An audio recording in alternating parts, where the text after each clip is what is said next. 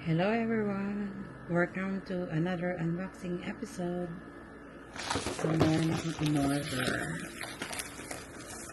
May mga rewards pa kasi ako. So,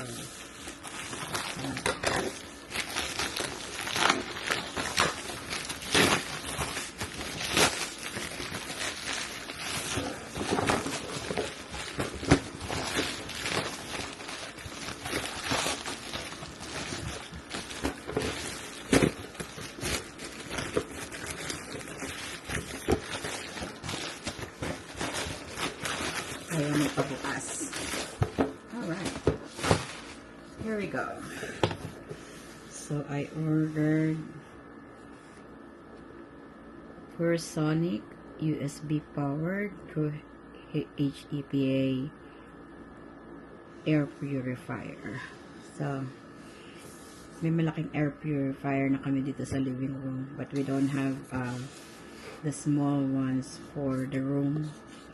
So, yung coverage niya 100 square feet, clean air wherever you need. So, pwede siya sa mga small spaces like your room. So, ayan siya. Ayan. So, tingnan natin. Dalawa yung in-order ko. Yung isa na-receive ko na. Tapos, itong isang package, nasa likod, nasa back door. Kaya pala hinahanap ko sa harapan. Hindi ko makita. So, we got the manual.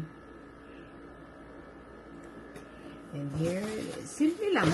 Pagka-unbox mo, yun mo. That's it. Sige natin ito niya.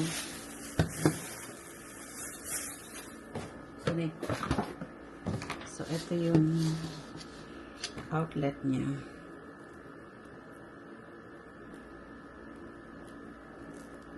Yan. So, USB type. Lagay ka na lang ng socket, yung plug. Ayan. So, yan yung content niya. So, yung filter niya nandito sa ilalim. Tinignan ko na yung isa. So, if you pull this, ayan yung filter. So, you have to replace the filter every 3 to 6 months.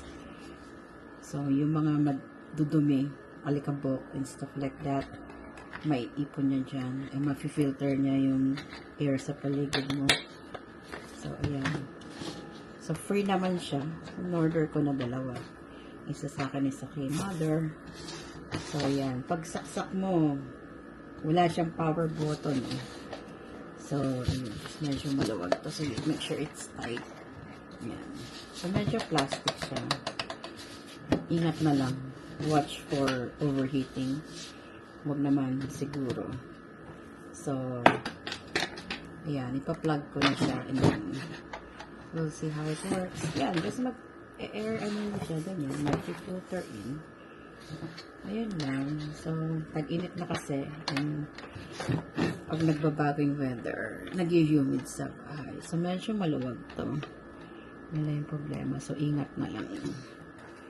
Huwag hilahin. So, ayun. Pang small room. So, tingnan natin kung effective. Hindi na tayo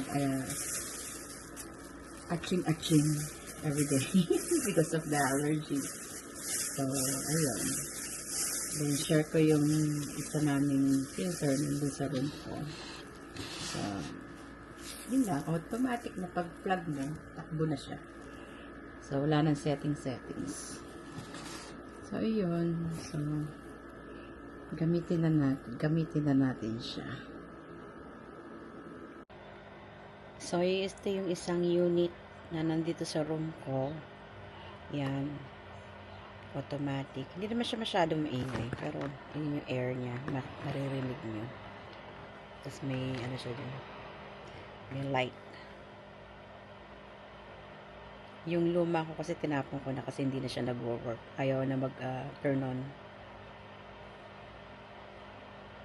Yun lang guys. Take care always. Bye. So, ito yung shark. So, may percentage siya if clean air. So, pag nagluluto kami, when we're cooking, nagbabago yan. Kasi nga, naamoy niya yun, nadidetect niya yung sensor niya. So, ayan yung settings niya. May auto, ayan, select mo yan. Yan, para ma-filter ang air sa bahay.